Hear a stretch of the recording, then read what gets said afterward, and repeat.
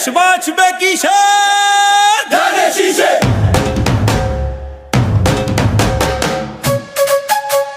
Vote দিব কিসে? ধানের শীষে। দেশ বাঁচবে কিসে? ধানের শীষে।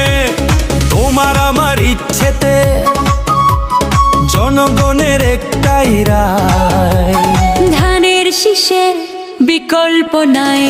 ভোট দিব কিসে? ধানের শীষে।